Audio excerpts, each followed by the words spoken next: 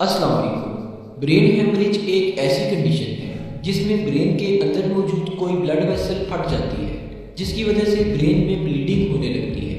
Bleeding یا تو brain tissues میں ہوتی ہے یا پھر برین کو پروٹیکٹ کرنے والی کورنگ میں۔ برین کی کورنگ کو میننجیز کہا جاتا ہے اور یہ کورنگ 3 لیئرز پر مشتمل ہوتی ہے۔ ان 3 لیئرز میں یہ جو مڈل لیئر ہوتی ہے اسے ایرچنائڈ میٹر کہا جاتا ہے۔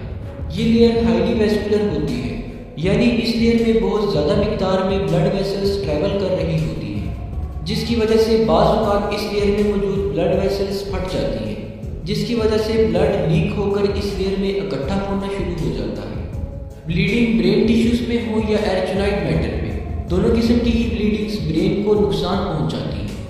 اگر بلیڈنگ برین ٹیشوز میں ہو جائے تو اس کیس میں برین کے سیلز آکسیجن نہ ملنے کی وجہ سے مرنا شروع ہو جاتے ہیں، اور اگر بلیڈنگ برین کی کورنگ میں ہو تو اس کیس میں برین کی کورنگ بلڈ بھر جانے کی وجہ سے سویل ہونے لگتی ہے، جس کی وجہ سے اندر موجود برین کے سیلز پر دباؤ پڑتا ہے، اور اس دباؤ کی وجہ سے اس ریجن کے برین سیلز مرنے لگتے ہیں۔ برین میں بلیڈنگ ہونے کی بہت ساری کازز ہو سکتی ہیں، جیسا کہ سر پر کوئی گہری چوٹ لگ جانا، ہائی بلڈ پریشر کی وجہ سے برین کی رگ پھٹ جانا، برین میں ٹیومر کا موجود ہونا، یا پھر مریض کو کوئی بلیڈنگ ڈس آرڈر ہونا وغیرہ۔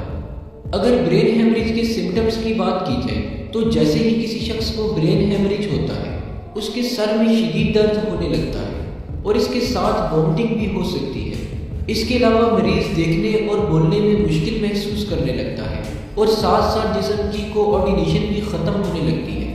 اگر یہ ساری سمٹمز کسی شخص میں شو ہو رہی ہیں تو اسے فوراً ڈاکٹر کے پاس لے جانا چاہیے، کیونکہ اگر برین ہیمریج کی ٹریٹمنٹ میں ذرا سی بھی دیر ہو جائے تو پیشنٹ کی ڈیتھ بھی ہو سکتی ہے۔ برین ہیمریج کو ٹریٹ کرنے کے لیے سب سے پہلے یہ جاننا ضروری ہوتا ہے کہ بلیڈنگ برین کے کون سے حصے میں ہوئی ہے اور اس سے برین کا کتنا حصہ ڈیمیج ہوا ہے۔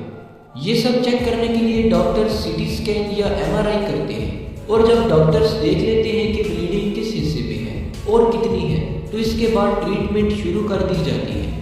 زیادہ تر کیسز میں بلیڈنگ کو نکالنے کے لیے سرجری پرفارم کی جاتی ہے، جس میں پیشنٹ کے اسکل میں سوراخ کر کے بلڈ کلوٹ کو ڈرین کر دیا جاتا ہے۔ ٹریٹمنٹ کے بعد اگر مریض میں کوئی فزیکل ایبنارمیلٹیز رہتے ہیں، جیسا کہ چلنے پھرنے اور بولنے میں مشکل ہو، تو اسے دور کرنے کے لیے فزیکل اور اسپیچ تھراپی کی جاتی ہے، جس سے جلد ہی مریض صحتیاب ہو کر اپنی روزمرہ کی ایکٹیویٹیز ٹھیک سے پرفارم کرنے لگتا ہے۔